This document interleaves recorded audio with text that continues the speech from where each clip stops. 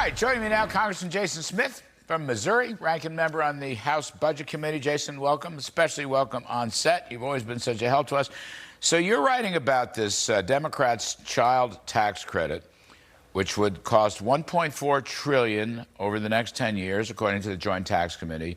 I want to say a couple things and then let you run with it. Number one, this is nothing more than spending through the tax code, so it's going to be inflationary. Number two, it has no work requirements, which is exactly what we don't need right now, it seems to me. And apparently even the Joint Tax Committee agrees. But you tell us, and let me ask you, can you stop this, making it permanent? You know, what created all this was the American Rescue Plan back last year when the Democrats tried to push through the $2 trillion spending bill. $400 billion of that $2 trillion spending package was used to pay people not to work. One of the aspects they did was changing they actually dismantled the Trump tax credit and made it where you no longer had to work in order to qualify.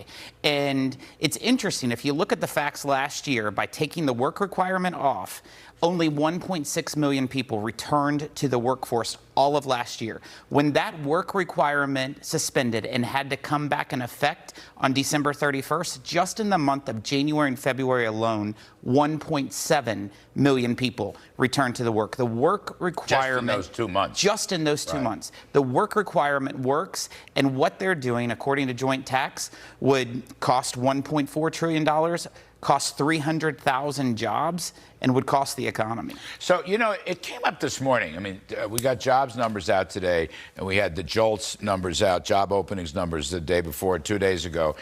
I mean, there's a huge mismatch. There's a huge demand for jobs. There are not enough people to meet the supply, either skilled or unskilled. There are not enough people.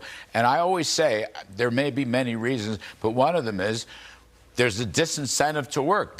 Look, we are a generous country, right? We will help children, as we always do in families, but there have to be work requirements. Otherwise, you're going to wind up getting paid just as much not to work. You know, Larry, if I don't want to sound cruel and heartless, neither do you, but that's the reality. It's true. There's over 70 welfare programs just at the federal level.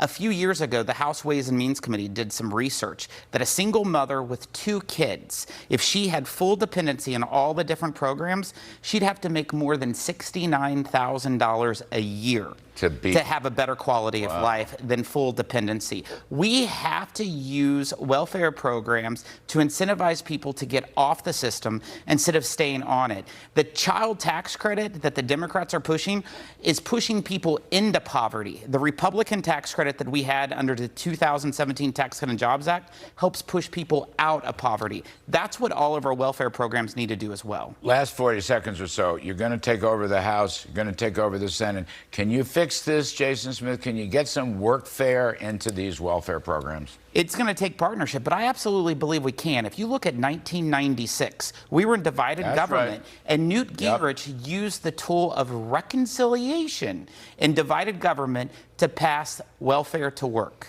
Go. Give it another shot. I hope all your colleagues agree on that. I mean, this is a very big thing. It's not just the spending. It's the lack of work requirements that kills everybody. Jason Smith, House Budget Committee. Republicans are on the march. The cavalry is coming. I'm Kudlow.